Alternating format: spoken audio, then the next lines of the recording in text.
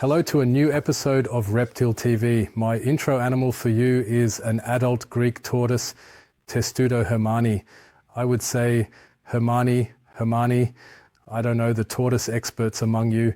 The head is also coming out, although hermanni actually has the white spot here. So let me show you the underside as well.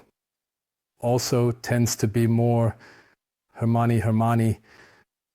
On the sides, it just says Testudo hermanni. The reason I'm showing it to you, regardless of whether it's hermanni or botgeri, is quite interesting. So the Testudo freaks among you can comment below what you think. We received a few animals from an older gentleman who was simply reducing his stock and brought us, I believe, a total of 9 or 10 animals, not just hermanni, but also Maginata, Kraker. What I find amazing is how perfectly they have grown. They were raised in Germany, exclusively in outdoor conditions, and you can see that too, an adult Testudo with such a beautiful smooth shell, only minimally bumpy, but otherwise they have grown wonderfully. Body shape, bumpy, really perfect animals. I was thrilled when I saw them. That's why today my intro animal for you, if you do everything right in tortoise care, outdoor, plus appropriate nutrition, then you get such perfect tortoises. And that's why the intro animal for you today. The topic today here in my hand is a curly-tailed skink, scientifically called Corucia zebrata. In my opinion, one of the coolest, prettiest skinks there are. We have never made an episode about them. I don't think I've even had them as an intro animal because they are actually quite rare. In earlier years, there were occasionally imports or wild catches, which I have never supported or thought was good. For several years now, they have been under species protection WA2. Hard to believe since they are under WA2. There has been much more effort to breed them, and it is indeed successful to breed them. We'll get back to that later. A super beautiful terrarium animal. I am really happy that I have them or that I can show them to you. And that's why today an episode about the curly-tailed skinks. The origin of the beautiful skinks is the Solomon Islands, and also the surrounding islands belong to that. In English, they are called prehensile-tailed skink from the Solomon Islands. So that's where the name Solomon Islands comes from. In the English common name, the origin is also mentioned. There they have a tropical lifestyle, being tree dwellers, of course. The name curly-tailed skink doesn't come from nowhere. They actually have a prehensile tail that they use for climbing. If you observe here, especially here, for example, when they climb, they actually hold on quite consciously with their tail. Therefore, the name doesn't come from nowhere.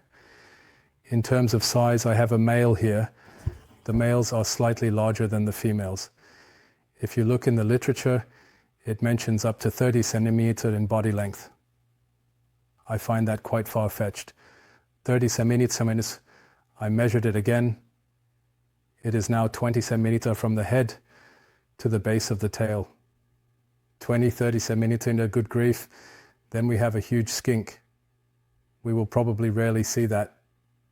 Then the tail adds to it, which is a bit longer than the body. In this case, it has a tail about 25 centimeters long. That is the normal adult size for a male. The females, as mentioned, are a bit smaller. Now to terrarium care. I already mentioned it, tree dwellers. In principle, if I go by myself, the chameleon sets are actually quite suitable because they are nice and tall while still having a reasonable floor area. According to care guidelines, 4, 5, 6, 5. So as I said, I measured it beforehand. So 4x would be 80 centimeters, 3x would be 60 centimeters, so 80, 60, and 5 would be 1 meter high. We have the chameleon sets at 60, 61, 20 meters. It doesn't have 90, but it has more depth. This would meet the care guidelines for a pair, 60 at 61.20 meters. I think it might also be allowed to be a bit larger.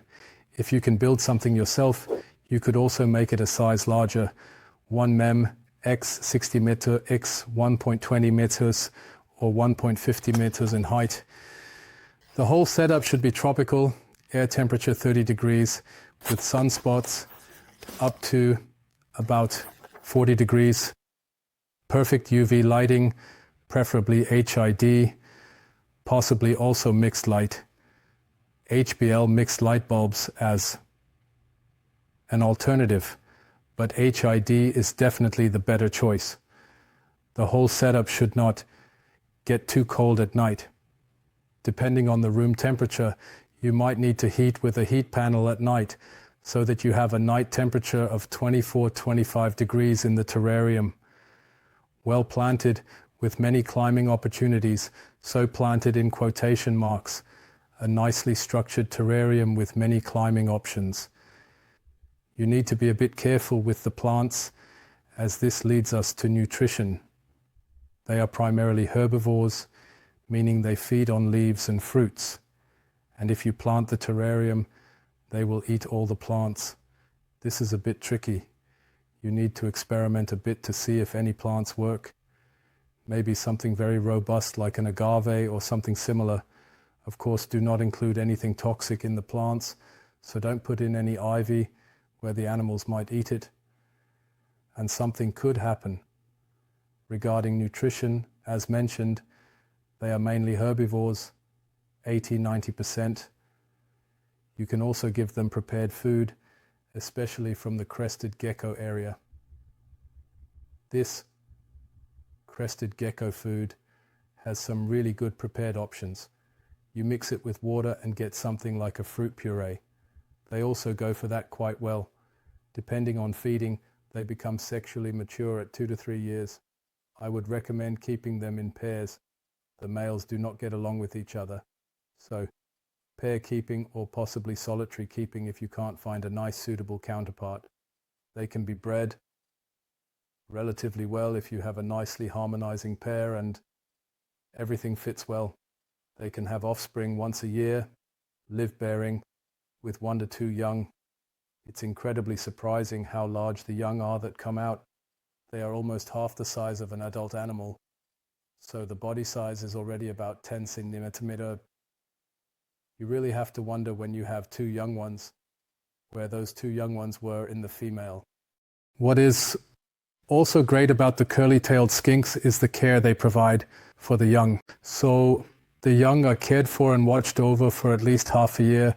Partly, the young sit on the parent animals, similar to, perhaps in a way, some primates or something carrying the young around. So it takes approximately about half a year until the young typically go their own ways, or when there are males. A certain rivalry may arise from the father, and the young males may be driven away. So for about half a year this works quite well, and I would say it is almost unique in terraristics that there is such care for the young, as seen with these curly-tailed skinks. That was essentially the episode about the curly-tailed skinks. A quick overview of all the monographs. If you acquire something like this, I refer you to good literature at the end. There is a book on curly-tailed skinks, Corucia zebrata, from NTV Verlag. I can highly recommend it. Unfortunately, I don't have it with me right now, so I can't hold it up to the camera. It's a great book about it. As I said, in the videos, I can only talk about it very roughly and not go into depth. Here I have the female. You can already see that the female is significantly smaller than the male, but it's a beautifully harmonious pair that we have here. She has just made friends with the glove, which is why I left it with her for a moment. She also enjoys climbing on my hands. I am a real fan of the curly-tailed skinks. Please comment below what you think about it, whether you have experience with it, or if someone in your circle has bred them and you have seen how they raise the babies. It's truly phenomenal, the baby or the babies. 1, 2, depending. A great terrarium animal today. The Reptil TV episode about these South Sea skinks If you liked it, give a thumbs up, stay loyal to me, subscribe to Reptil TV, and otherwise, check out the prehensile-tailed skinks.